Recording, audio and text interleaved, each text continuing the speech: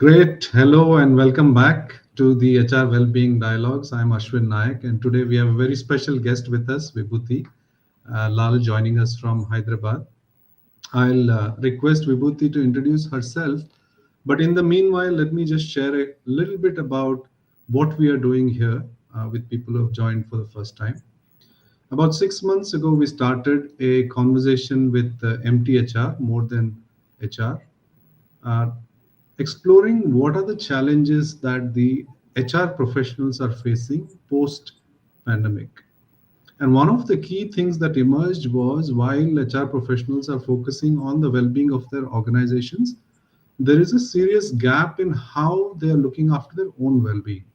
So together we decided to do something about it, and in partnership with IMT Hyderabad, we've launched a initiative called the HR Wellbeing Project. And in this HR Wellbeing Project, there are three components.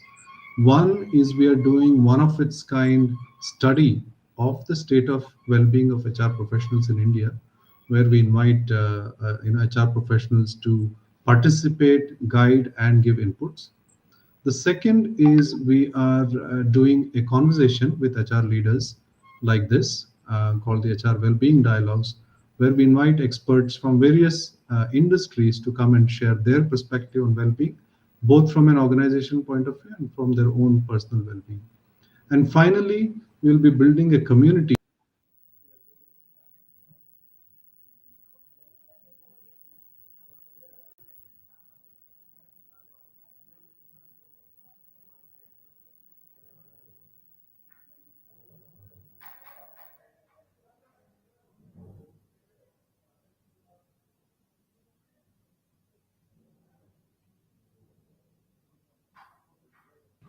Hi, sorry, as expected, I got dropped off. Can you hear me okay? I can. Great. As I was saying, the last thing we are doing. Uh,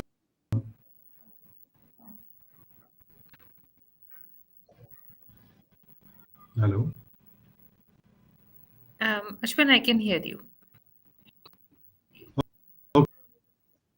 So we are connecting professionals to best practices, a series of roundtables across various cities to bring in different voices into this conversation. So, with that, let me turn it over to Vibhuti to share a little bit of her background, her career path, and a quick peek into her journey so far. Thank you so much, Ashwin, for having me. It's an honor and pleasure to be here with you and share whatever experiences I've had so far. In the 17 years of my career that I have worked in the HR space, it's been fulfilling, a roller coaster ride in all the right ways possible. So I hold academic qualification in the space of psychology and HR. I've worked in variety of industries, variety of positions. It's been a fulfilling career. My well-being journey started about 7 years ago. There's a lot that I will share in the conversation. I'm a cat mom. I enjoy remaining fit. I have a lot of things that keep me busy and give me joy in life. I paint. I love music, and it has been a revelation of sorts since pandemic hit, and we had to realize a lot of things in life that we take for granted. So yeah, I'm excited to be here. Great, Vibhuti. Thanks for that quick introduction. Maybe let's start with you. Said you have 17 years of experience. Is has your career path been the way you had imagined when you started as an HR professional, or have you taken detours and come back? I have taken detours through and through, Ashwin. I don't think I planned for it to be the way it turned out. It looked like, oh, I will become a recruiter when I started, but I have done everything except recruitment in my career. So, yeah, it's been interesting and very fulfilling. People have been gracious. Yeah. Great. So let's talk about the last 2.5 years, no? Because this has been a significantly different era for all of us, right? I mean, nobody was prepared for it. More so, the HR community, I think, was not prepared for the magnitude of what happened. So, given that,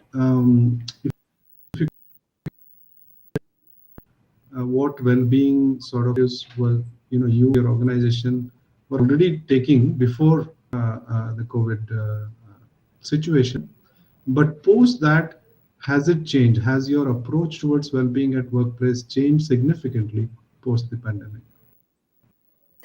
It has. For in the India context, Ashwin, we were a company known for having people as our focal point.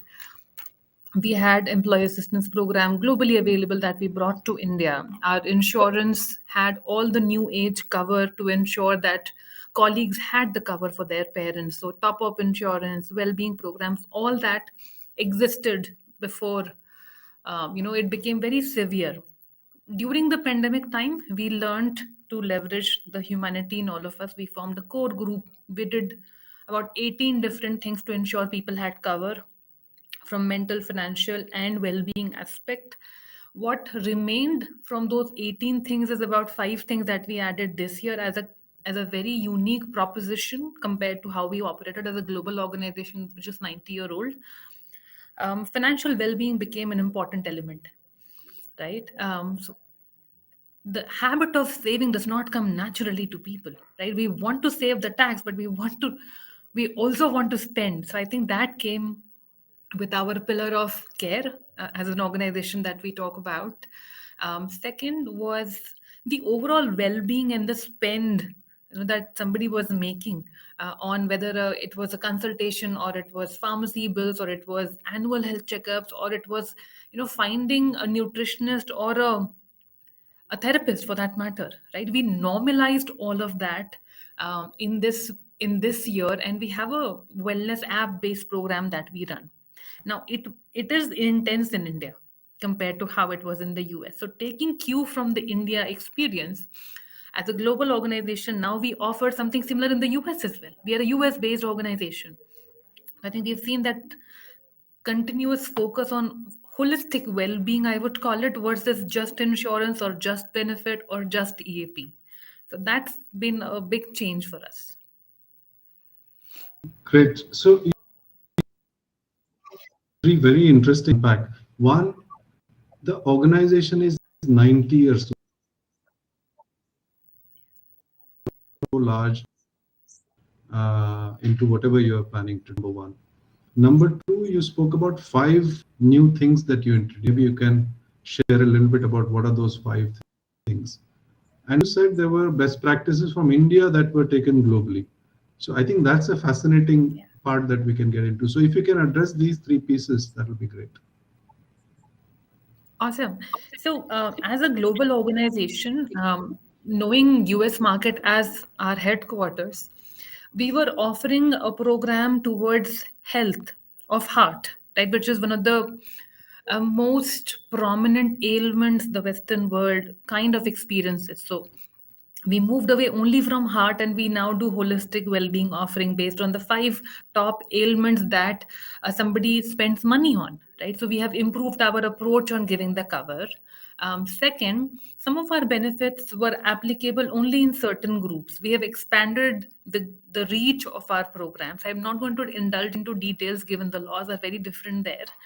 Um, that was the second thing that we worked on as a large organization, given we have a lot of presence in the field. We have a lot of frontline colleagues who work in the stores and distribution centers. The second question that you asked was around the five things that we did differently. So, financial well being became a permanent pillar for us under the care arm. Second, emotional well being is something we brought in via different angles for colleagues to realize. So, we have an internal program that we run on emotional well being. We have done external sessions in that space, and we continuously invest our time and money into bringing that aspect that, whatever we learned in pandemic is not just for that time. It should remain. So, empathy needs to come naturally. Checking on well-being comes naturally. It's not just about outcome, it's about how everybody feels at work. The third thing that has found permanent place is benefits for everybody, right? The India benefits are known to be very peanut butter sorts, right? Take it or leave it, and this is the insurance I will offer, or this is the benefit I offer you. Now, our benefits program are suitable for the population we have at work in India. There is something for everybody. I might not be able to provide everything that one would ask, but at least I'm at the 90% penetration or satisfaction rate from the point of view of what team members require in the India office. Fourth, being one of those things that we don't do a good job is, making yoga or any mindfulness practice permanent at work. So we have committed ourselves to do mindfulness based interventions every quarter, and we've done those, and they have made significant impact, is what we were told. Fifth, which is probably trivial, we continue to evaluate and bring flexible benefit program. That is something we are working on right now. And flexible benefit also means, employers have had this thing, oh, this is going to be mental well-being leave, or this is going to be this leave or that leave. All we are saying is, you have the time off, go take the time off. You don't need to tell me why you need it. You need the time off, take the time off. I think that culture of doing the right thing has found permanent place in our life, because we operate under the power of sun. We say we will not be able to support you beyond this point because it's too late for me and for my family, because we people have to travel back home and things like those. I think that cultural shift has found permanent place. Best practices in the US, I mentioned the app based thing that went there, and also practicing the mindfulness bit that went there.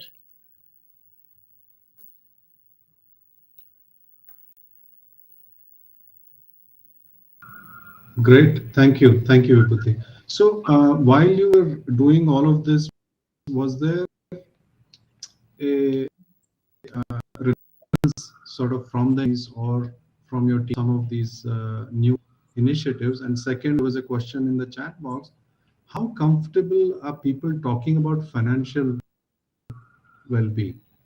That's on everybody's mind, right? But it's very Yeah. difficult to bring that out in a professional setting unless it's your name or something like that. So somebody has Yeah. asked this people's mind. How do you encourage talking about it? And second, was there any hesitance or reluctance to talk about it? I think the hesitance to talk about mental well-being exist, and probably will exist for some time, right? So I think that comes with time and practice. As a leader, ever since I took over in April 2020, and this is something I've done in my past life as well, created the psychological safety we use as expression in HR, right? That you tell people it's a safe place, they can talk about things. As leaders, I think that one thing we did well. We host variety of forums. We encourage open dialogue. It's one of our cultural beliefs as well in the organization. And I think slowly, when people started coming back to work this year, they saw value in sharing, whether it was mental, whether it was financial or physical or emotional. Getting help started becoming normal slowly for us. And financial well-being, I think it's still a little bit of a taboo. But I am happy to mention, people come and ask one on one that, can you please help me? Right? Is this something that you can help me with? Do you know of any tools I can leverage? And what we did was, we did not just bring partners on board, whether they were a banking partner or a well-being partner. We said, you come talk about things that are important, right? So we normalized talking about the taboo driven things to say, you know what, all of this is okay to talk. Don't talk to me in a public forum, but come ask for help. You have people who can help you. It's getting better. Adoption is slow, but it's happening. The change is happening. Great. And you mentioned psychological safety, right? So that's a topic that we've heard very, very often now, given that so much of overhang in terms of job security or insecurity.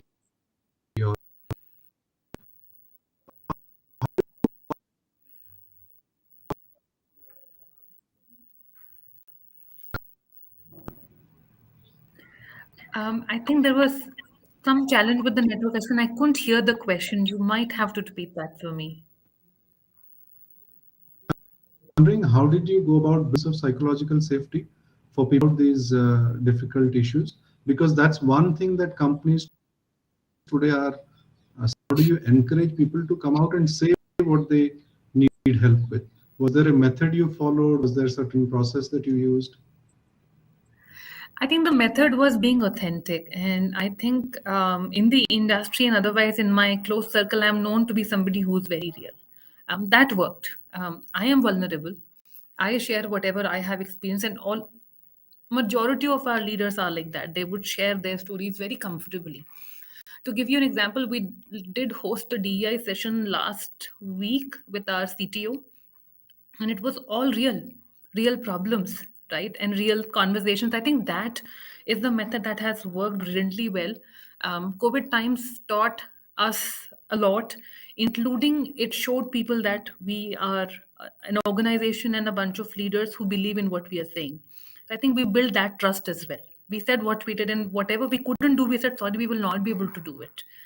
We know and understand it's on your mind, but this is not something we're able to prioritize today. So I think being real has worked tremendously in this space for us and for me. Okay. And did you get the same sort of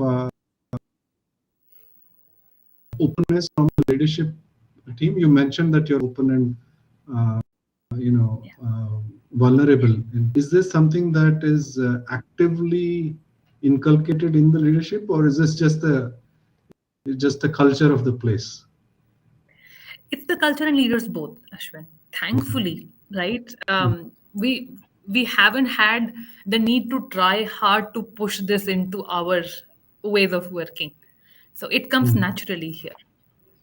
Okay. Okay. Okay. So shifting gears a little bit, talking and the challenges that through yourself went through in the last couple of years, and how you as a leader and for your team, how have you managed well-being quickly? So I'll put it in two ways. About my team, I think we were all experiencing burnout.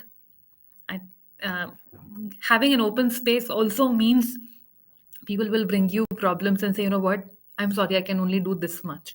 And it is hectic. It's taking a lot of my energy. So I think that worked well from the place of one of my own said, you know what, when I call people to check on their well-being during COVID time, so we couldn't set up helpline per se like large organizations because India, we are under 600.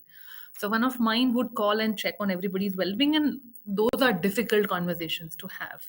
And I was there as her trampoline of sorts to say, you know what, it's all right. You are trying to do something good for them, and I'm here for you. So I think that took a toll on all of us, realizing that it was taxing, like any mental well-being or physical well-being practitioner a doctor would go through. Now, I'm not claiming anything here, but it is draining. The second thing as a leader that I had trouble dealing with was people realizing that it was normal for HR to do everything, and there was no impact. It was expected, and we were meant to deliver. It's all okay, but the fact is I also have burnout, my team also has burnout, and I think having those conversations was difficult for people to process on some occasions, to say, you know what, you are HR, isn't this your job? I'm like, it's my job, but I am also a human, you're forgetting that. So these two sort of brought quite a bit of burnout last year, May. And we agreed that we will get help, for ourselves. And I have gone to therapists personally. I've been a believer of taking help. And internally, for the HR practitioner community that we are internally, we have agreed to provide help to each other. We want to do something in 23 for our own well-being. So it's all been a learning of sorts for people and for us as well. Okay, and is this new? Is this sort of something new, like realizing that we need help as HR professionals?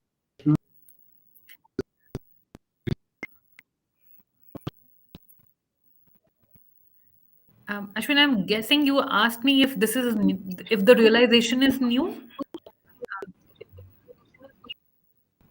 Yes. Okay, so I think professionally for me, I knew it is very taxing. But I think formalizing that and addressing and taking action is the part that is new. We were always aware as HR professionals that our jobs take more than what we can offer. But asking for help became normal for me now. And I think for me, it goes back about 5, 6 years ago now that I learned that I will need to take help. But yeah, globally for our teams, I think solving for it from the point of view of having a program or a system is new for us.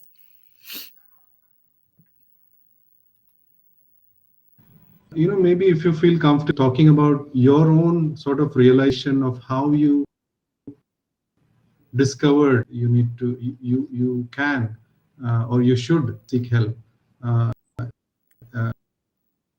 one angle that you can talk. The second one is your HR team, and when you offer these kind of programs, going back to your, but we are HR, right? We are supposed to be doing this. How open are they now to seeking help? Okay, so I'll go with the first one first. Like I was saying, for me, it came um, late 2015, 16. But professionally, personally, a lot had happened. Um, and I just did not know how to help. If I was to talk to somebody, not that I cared about judgment ever, but judgment did come along.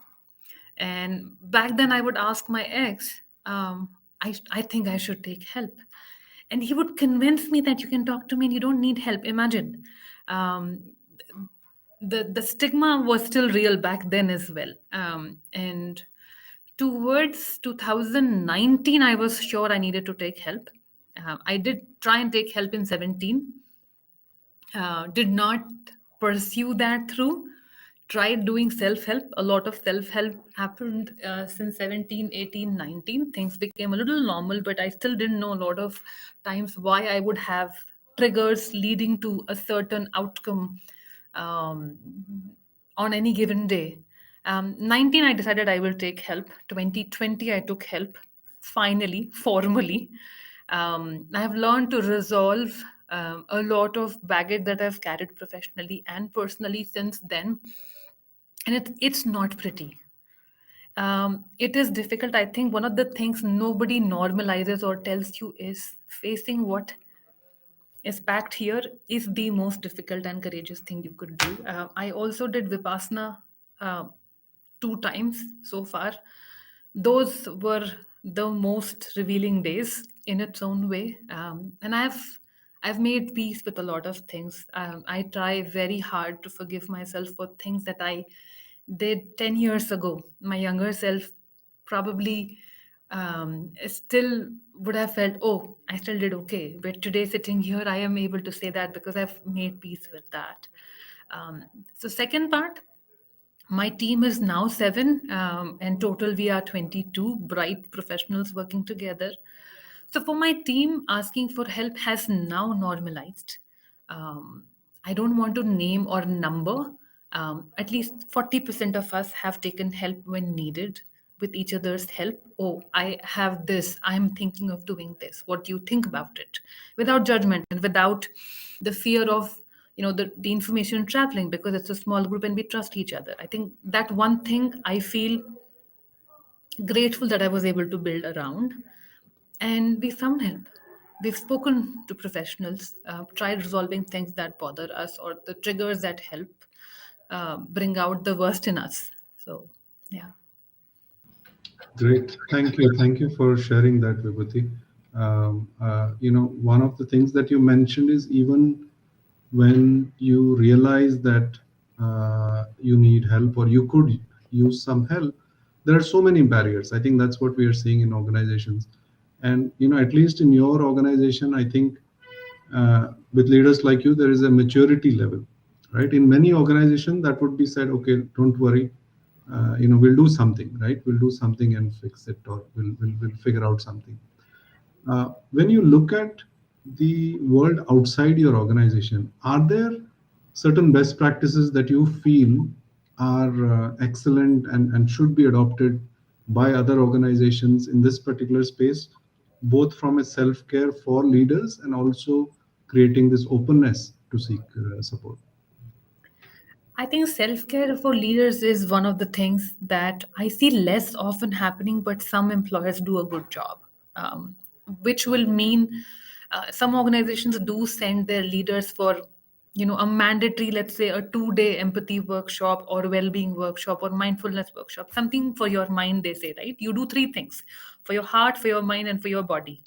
I think that one practice I have seen some employers adopt, and that I would love for employers to consider and leaders to consider adopting. If employers are not doing, no problem, you can do it for yourself.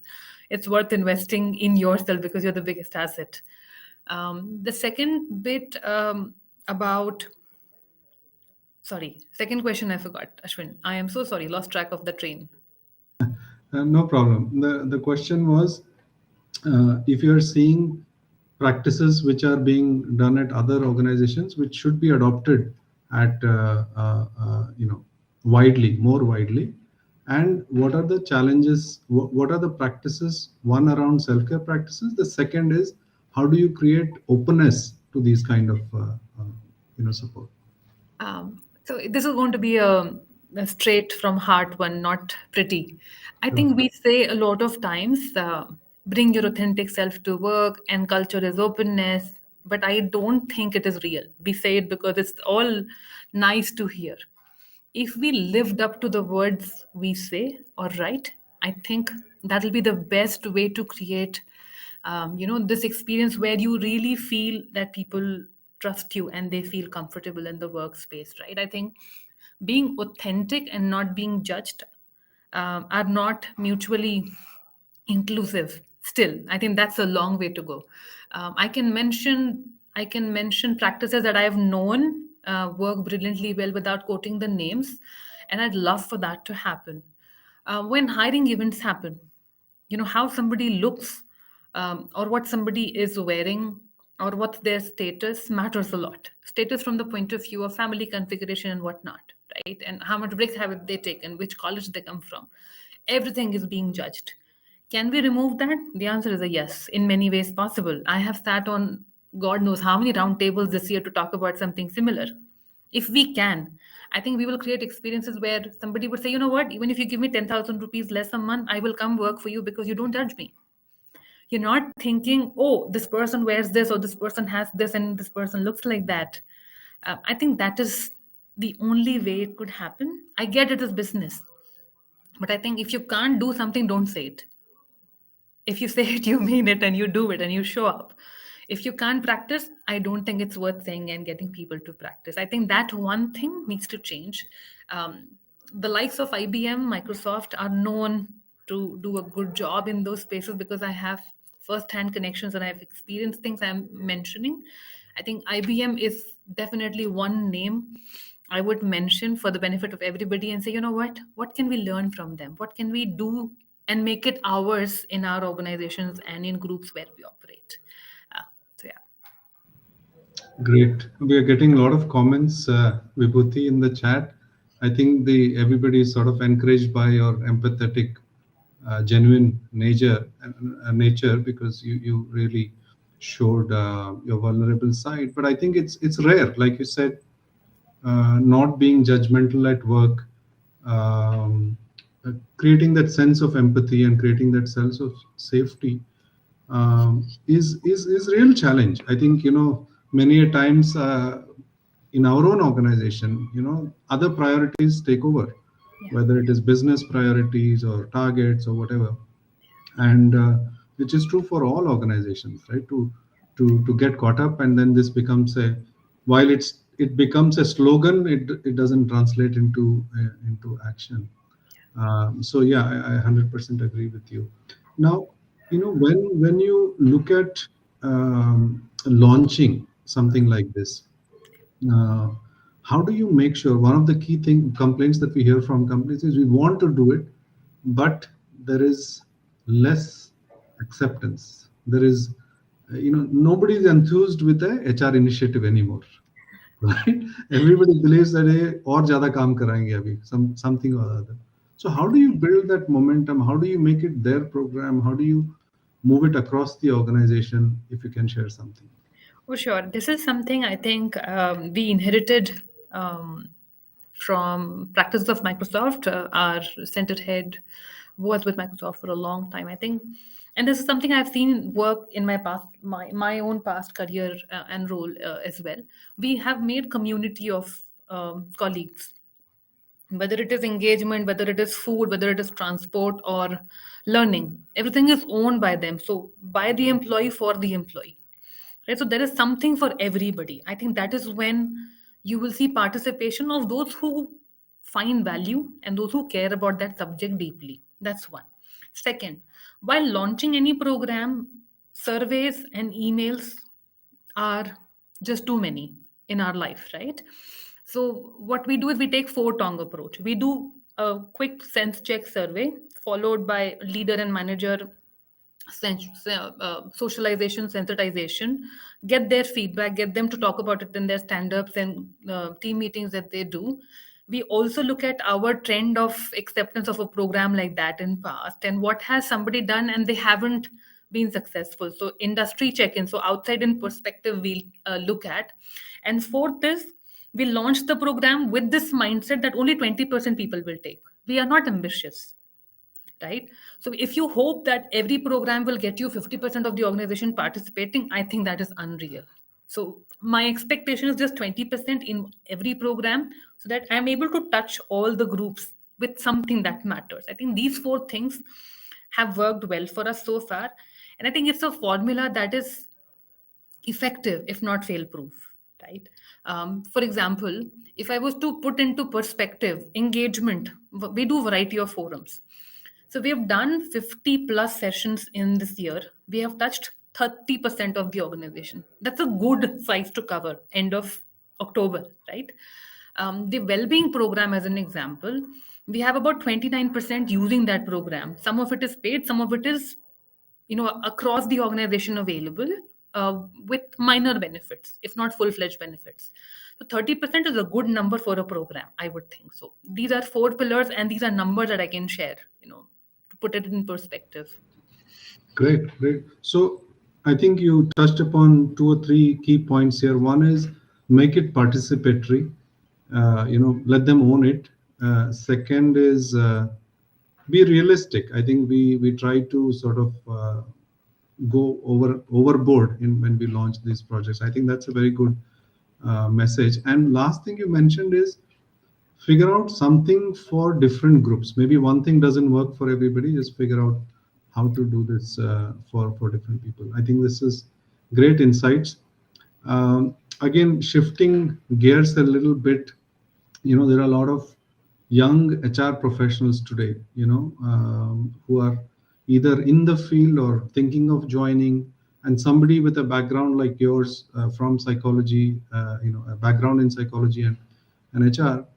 Uh, what would be your advice if they were to build a fulfilling career in HR? Okay, again, it's not going to look pretty. Okay, just a caution. Anytime I say something, I'm going to give this caution because it doesn't become pretty from day one. That's the first thing. It doesn't pick up momentum, it doesn't pay you exorbitantly. You don't have all flashy things to write on LinkedIn when you begin. You begin with a smaller role as soon as you start somewhere, and I think it picks up, right? It picks up momentum based on what was your reason to join HR as a function or well-being as a space, right? I think you know your why, and remaining true to that why is going to be very, very important. A lot of people, and I still say HR is a thankless job, but we are finding our place in the world. If we don't do what we do, we know what will happen at work. Somebody will pick it up. I get that, right? But you have an impact. I think that's important to remind ourselves that whatever I am doing matters. We lose track of that because the world around us is talking probably less than appreciative of the contributions we make. So I think listening to yourself and remembering why you started is very important. Third, and the topmost thing that HRs don't do well is talk about career. What do I want to do? What is important to me? What matters to me? Again, the comparison we bring is from outside. We think, oh, that person has this title, or this person makes this much money, that car, that house, that label of bag, or whatever, right? I think you compare yourself with what you were yesterday, or 2 years ago, or 5 years ago, and how far have you come. I think that has worked well for me. I am a product of not the greatest leaders and managers. I've been lucky in my last 6 years. I've had wonderful leaders to work with, a lot to learn from. So I learned what not to do. I think that's my fourth advice. You know what is the right thing to do and do it. Don't say it is normal to do it, so I will do it. No. If you believe in it, do it. What will happen? Life is only binary. Either you will get it right or you will not get it right. Either way, you will move forward in life. I think failures are just the stepping stones, and it's not cliche, it is the reality in my mind. Um, these four have worked for me, and I have taken all the risks possible in my career. I started with consulting, went into supply chain, then I took a bigger role in a GIC back then with a logistics company, then I went to a bank, then I went to healthcare, then I am here in a GCC again. I mean, if somebody was to look at my career, I don't have a pattern. I have always done things that I thought will challenge me. I left my comfort zone, the fifth thing. Um, and I think that is important. If I am not challenged by myself and I'm not challenging, somebody else will not do it for me. It's my career, I need to do it. So Great, very, very insightful and realistic advice, Vibhuti. I think it's in a way it's a field that is just about getting the importance or the time in the sun. No, just related to that, one of the things that we hear from HR professionals is, "Oh, there are so many things outside my hand." Right? So attrition, economic downturn, which impact the company, but I am left holding the baby, so to say. Right? So how do you play a effective role, or a how do you take care of your well-being, knowing that there are hundreds of things which are not within your control, right? But you still make sure that you play your role effectively. that comes with a cost. I will say that, Ashwin. I pay that price like every other moment, like anybody else. It comes with the cost of you not putting yourself first, and I think that's okay because our jobs are important, like I was saying previously, right? If I don't do what I am expected to do, something will go wrong. uh, I think I have found my place in being very honest with myself and very realistic with myself. Things will happen, um, and the circle of influence is very small. It's just this much, and that circle is only me and how I think and how I take it. Nothing else can change or influence that. That acceptance, I think, is the key that has worked for me, and I continuously work on that. Every day is not a pretty day. There are people in my life I trust, like I hold tight in my mutti, and I know I can go and talk to them. They help me remain positive and objective driven, outcome driven person that I am at work. That helps me achieve what I have to do at work, and I have keep always I keep things honest at work as well. See, I know this is going to be not easy to listen for people when I talk to them, right? But this is the reality. Let's give it time. If your priorities change, you come tell me and we'll talk about it again. I think I always make this joke, right? HR memes are real. We have given the world the opportunity to make memes on us. But the fact is, we can change it today, and change starts today. And I do that. I practice that, and I give this place for people to come and tell me things. So I think that has been my journey in that space. Long answer, but I think that's how it's a circle. You will have to build that circle that keeps you going, and that circle could be as small as your one person who can keep you, you know what, go back, you're good at what you're doing, come back, we'll talk about it again. So I think, yeah. Right. And you mentioned something when we had met also about how you are looking out for people who might need to take a break, right? Or need to focus on themselves. How do you do that in a sensitive manner? Like it's not like, okay, it should not come off as I'm not doing my job. How do you build that skill to identify and then encourage them to focus on themselves? I think paying attention is the only way to do it, Ashwin. We don't pay enough attention to people. we live in a distraction filled world, right? From mobile notification to Teams notification to everything else. If we just turn our screens upside down and pay attention on that first occasion that you met the person, and you build that thread, I think the person realizes that you pay attention to give you that attention back and listen to you. That's why, because you care enough to pay attention and observe and come back and check. I think for me, the only way I see it working is just checking on them genuinely, on people, without nudging and saying, you know what, something is wrong. Are you feeling okay? Everything is okay. And sometimes people will say, oh, everything is fine. With the extra normalness, somebody says something, you tend to understand there is something going on, right? And then you can build on that conversation or drop it to pick up another time. I think it is like this conversation they say, right? When you're trying to feed a baby, the baby will give you all the signals. The baby might not be able to tell you all, and you stop, and then you have this chemistry going on to engage. I think that's how it works. Paying attention. Second, I think the genuine intent. You don't care, it will show up. If you don't care, don't ask. I think Mm. don't touch it. If you don't know how to do it. And I'll tell you this in all fairness, there was a leader of mine, and this person quoted, "It comes to me with great difficulty to talk like that. It is not my natural style." And this was 7 years ago. And I still remember it, and I quote it because if it is not your style, then don't touch it. Just don't even try. Get somebody else to do it for you, or don't do it. So I think those two are important. Mm, mm, mm. Great, great. I think we are, we could go on forever, Vibhuti. This is such a great conversation and so many great insights. We have probably 10 more minutes. So before we take up some questions, I wanted to ask you about two things. What are the skill sets that you are investing in as a leader, both from a well-being point of view and a HR professional, but also if you can touch upon some of your own personal well-being routines. I know that you are very active or very vocal about your space that you mentioned, no, that you meet with.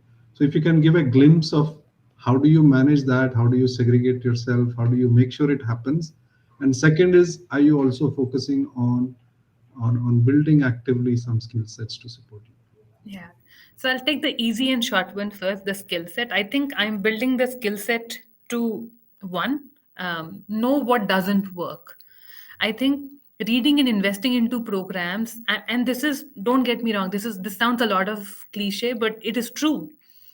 I don't want to do something that will not make impact to my people. So classic examples are these, come back to work programs, or do this and do that, it'll work. The fact is, realistically, it'll not work because it doesn't serve the purpose. So I invest in reading. It happens via a lot of reading. I spend time reading. Second, change management has gone through a massive change for leaders.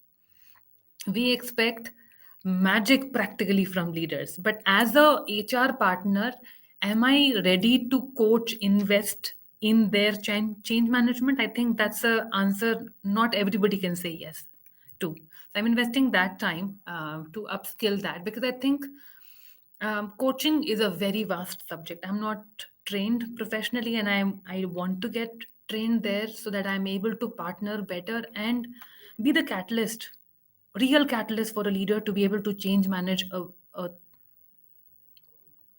a big wave of change that is still coming, and it will continue to happen in our space that we are transforming as a company. Second, the long answer, my own well-being practice. I think I can go on about that. I am a very methodical person, borderline OCD. Not that I need to get treated. So I have a morning routine. I get up. I don't look at my screens. I have this practice of gratitude in the beginning. I journal very basic things every single day. There are days I have not done it, and I know the repercussions of it towards the end, and I'm very grumpy, ungrateful of sorts. So I do that. I drink half a liter of water, do my morning chores. My bag for gym is packed the previous night. So I believe in preparation. So my clothes for next day for gym, office are packed. They're sorted. My kitchen has prep done for whatever I'm going to cook. So I go to gym, come back, cook, eat, pack, at work. My lunch and my dinner times are fixed. I'm a disciplined person that way. If I have not been able to work out in the morning, I will squeeze time towards the end of my day, work out, go home. I'm a cat mom. Oscar waits for me when I go home. So I'll give him some food, drop my bags, freshen up, take him out for a walk. Before I sleep, I spend time with my loved ones. I have to do that. That keeps me going. Otherwise, it's difficult for me to manage. I read before I sleep. I'm reading practically whenever I have time. I enjoy Audible a lot because paper is not good for environment in any shape and form. We cut trees for it. So I've moved to Audible slowly. So yeah. Great. It's you've given a big challenge to all of us now. Yeah. So yeah, I think that's very helpful also to see how you have structured your days by being proactive in terms of preparation and all that. So before we close, maybe one or two book recommendation, given that you mentioned reading multiple times Yeah. for our audience, and there's a lot of appreciative comments of your style of leadership and also the way you have portrayed, your learnings. So with that, if you can share a couple of books that you recommend, then we will bring this to a close. Oh, absolutely. I did not know a lot about Rumi. If not for my super boss back in the day, the credit goes to her. 40 Rules of Love. Don't think it's a book about love stories or religion. It's a book about life and spirituality and exploring. The Psychology of Money. One of my latest reads, and I love listening to it. Michelle Obama's Becoming is one of my favorite. Biographies. Not that I have not read others, I have. Indra Nuis is next on my list. If you listen in, you will find three things. One, perspective of love is very different. It's about self, it's about people around you, and how it is not selfish to love yourself. Psychology of Money is about financial well-being and how it is important to pay attention to what you're spending and how you save. And biographies give you sort of a peep into how difficult life for everybody is. You're not the only one suffering. Everybody is having a tough time, and how they cope is their choice. So I think making those choices is important. So three.